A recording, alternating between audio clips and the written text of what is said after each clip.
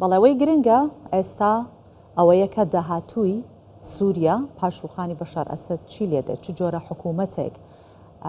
دائەمەزرێت حکوومەتێکی فیدراڵی حکوومەتێکی مەدەنی حکوومەتێکی دموکراسی پێکاتەکان چۆن ئەتوانن بەشدار بن لەو حکوومەتە بۆیە تەواوی ئەمانە کۆمەڵێ پرسن هەر جارە و لە درێژای ئەم چەند ڕۆژە بینیمانەکە شۆڕەکاری جیاجا لەگەڵمان بوونە شرۆڤی بابەتەکەیان کردووە. ئێستاش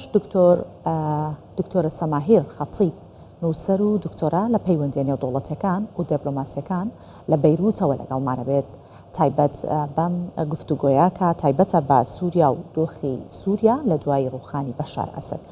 سڵاوتان لەبێت دکتۆرە. پێش هەموو شتێک ئەوەی کە ئێستا خەڵکی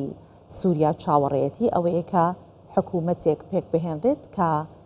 بێگومان لە 100% جیاواز بێت لەگەڵ حکوومەتەکەی بەشار ئەسەد.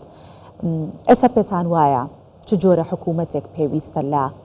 سووریا پێک بهێنرێت؟ حکوومەتێکی دموکراتی، حکوومەتێکی مەدەنی، حکوومەتێکی فیدراڵی، چ جۆرە حکوومەتێک؟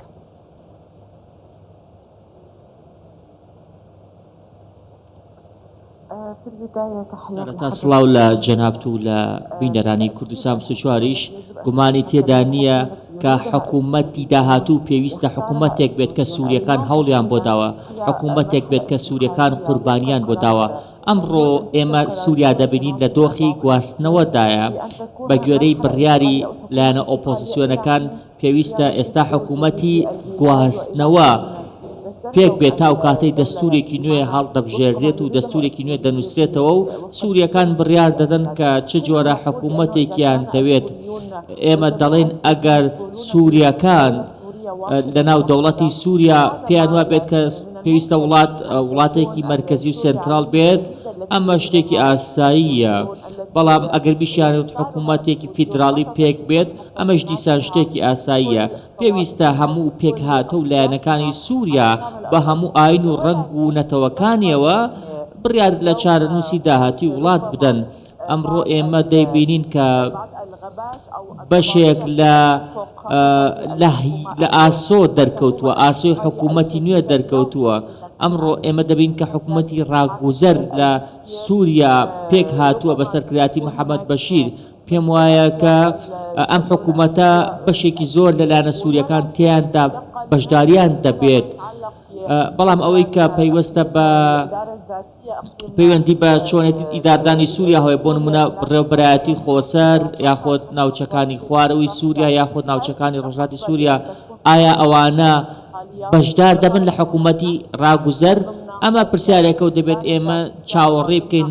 ڕێبەرایەتی خۆسەر یاخود ناوچەکانی باشووری سووریا وەڵامی بدەنەوە. جەنابەت ئاماژە بۆەکەی ئەبێت چاوەڕوان بکرێت. ئەی هیچ پێشبینیەک نییە، هیچ تەخمینێک نییە بۆ ئەو لایەنانی کە باست کرد چۆن بەشدار ئەبن لە حکوومەت وەکو پێشبینیەکان؟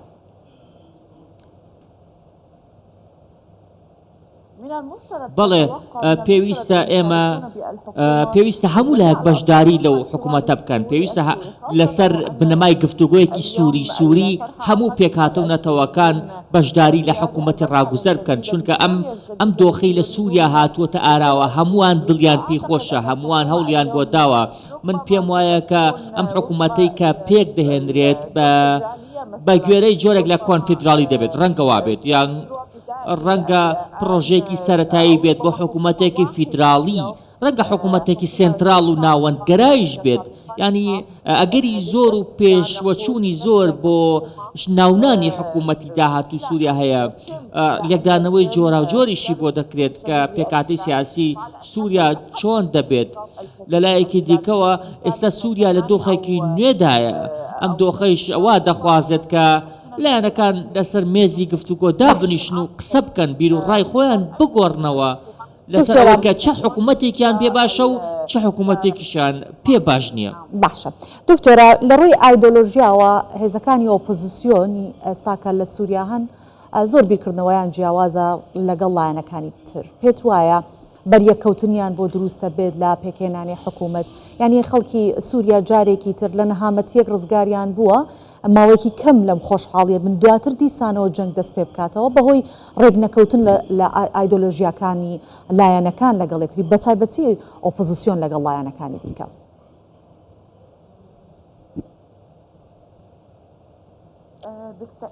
گومانی تێدا نییە کە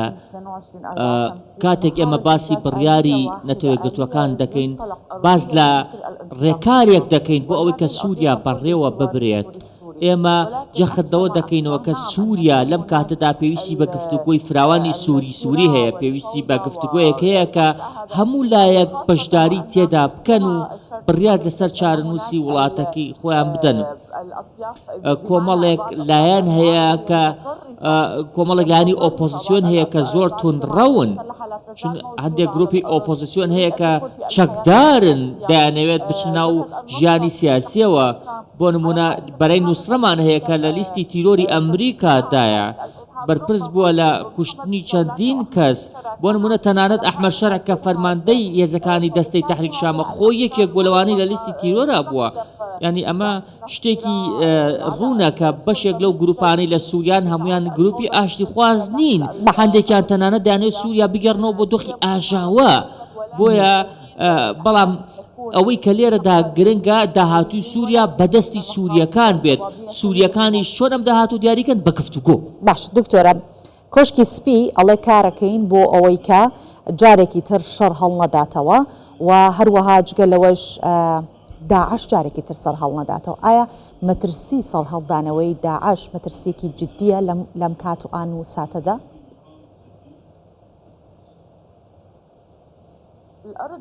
بەڵێ ئێستا بەشێک لە خاکی سووریا چۆڵ کراوە یعنی هیچ چاودێریەکی لەسەر نییە بۆ نمونە لە هەشتی مانگەوە ئەمە ڕۆژێکی مێژوویە هەشتی مانگ ڕۆژێکی مێژوویە بەڵام لە لایەکی دیکەوە بیرمان نەچێت بەشێک لە خاکی سووریا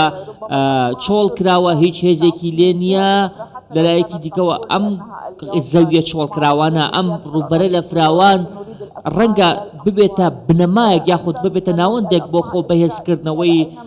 گروپە چەکدارەکان ئەوەشمان بیر نەچێت کە ئیسرائیلیش لە باشوورەوە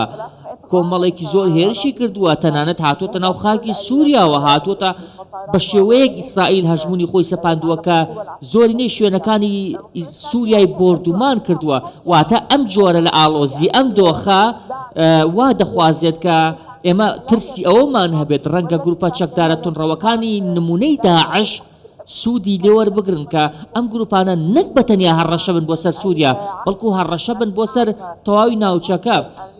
پێم وایە کە پێشەوەی کە تایبەت بە ناوچەکە و مەترسیەکان یاخود کاریگەریەکانی نەرێنی کە لە دوای ڕوخانی ڕژێمەکەی ئەسەد ئەکەوێتە سەر وڵاتانی ناوچەکە ئەو پرسیارێکی دیکە بەڵام پێش ئەوە باسی هەژمونی ئیسرائیلت کرد لە سووریا ئایا ئیدی لە مەودا هەژمونی ئێران کە کەم ئەکاتەوە لەوێ نامێنێت کە پێشتر هەژمونێکی باشی هەبوو لە چاوەڕوانی ئەوە ئەکرێت کە هەژمونی تورکی و تورکیا لەوێ زاڵ ببێت؟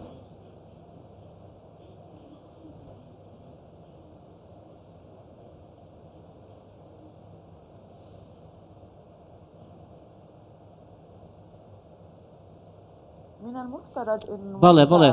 پێویستە وڵاتانی ناوچەکە یاخود ئەو وڵاتانەی کە لە دەوحە کۆبوونەوە بە پابەندی خۆیان هەڵسن هەروەها پارێزگاری لە یەکپارچەی خاکی سووریا بکەن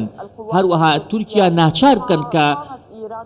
هێزەکانی لە سووریا بکشێنێت وەکو چۆن بینیمان ئێرانیش ناچار بوو هێزەکانی بکشێنێتەوە ئەمە بۆ ئیسرائیلیش دروستە پێویستە ئەمریکا دەستوەردان کات زلهێزەکان دەستوەردان کەن بۆ ئەوەی کە سووریا نەبێتە مەیدانێک بۆ تەڕاتێنی هێزە جیاوازەکان ئێستا ئیسرائیلی تێدایە تورکیای تێدایە ئێرانی تێدایە ئەمریکای تێدایە ینی کۆمەڵێکی زۆر هێزی فرەچەشن و فرەڕەگەزی تێدایە کە ڕەنگە کێشەی گەورە دروست بکات بۆ داهاتووی سووریا ئەمڕۆ ئەمریکا دیار نییە چۆن مامەڵە لەگەڵ سووریا دەکات دیار نییە چۆن مامەڵە لەگەڵ دەستەی تەحریری شام دەکات ئایا دیدگەی ئەوان بۆ ئەم گروپە چۆنە کە ئەم گروپە لە لیستی تیرۆردان لەلایەن ئەمریکاوە ینی پرسیارەکە زۆر ناڕوونە بە جۆرێک سیناریۆکان جیاوازن سیناریۆکان تێکەڵن بۆ نمونە بە جۆرێک تێگەڵ بۆ هەنێ لە کارتەکان تۆ هاوپەیمانی خۆت ناناسیتەوە. باشە دکتۆرە بە شێوەیەک بەڕێزت ئاماژە بۆ ئەوەکەی کە ئەو بەری تونێلەکە جارێ نادیارە ئەم هەموو هێزە لە ناو سووریا ئێستا هەژمونی هەیە و دۆخەکە زۆر ئاڵۆز و تێکەڵ بەیەکە. ئەمە تا چۆن کاریگەری ئەخاتە مەبەستم لە کاریگەری نەرێنیە کاریگەری نەرێنی ئەخاتە سەر وڵاتانی دراوسێ بە تایبەتی عێراق.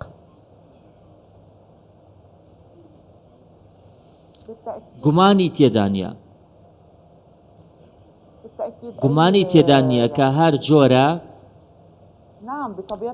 بەڵێ بە شێوەیەکی سروشتی وڵاتانی دراوسێ کاریگەریان لەسەر یەکتر هەیە بە تایبەتی دراوسەکانی سووریا کاریگەریان لەسەر عێراقی شەیە. بۆ نمونە ئێمە نابێت زۆر گەشتبین بین بەوەی کە دوای ئەوەی سەدام حوسێین ڕوویخا لە 2003 هەروەها معەمەر قەزافی ڕووخا دواتر ئەفغانستان ڕووخا بینیمان چۆن ئاژاوە دروست بوو ئەم ئاژاوەی کاریگەری ئێستا وڵاتانی دراوسێش کرد. هەر بۆیە ئەمە شتێکی ئاساییە یاخود شتێکی پێشبینی کراوە کە ئاژاوەکانی سووریا دەرهاویشتیان لەسەر سنوورەکانی عێراقا بێت چونکە ئەم دوو وڵاتە پێکەوەن ئەم دوو وڵاتە سنوورێکی دوور و دریژیان پێکەوە هەیە. بۆ نمونە ئەگەر داعش هەوڵ بدات سوود لەو دۆخەی سووریا وەربگرێت و هەوڵ بدات خۆی پرچە بکاتەوە ڕەنگە کاریگەری سەر عێراقی شەبێت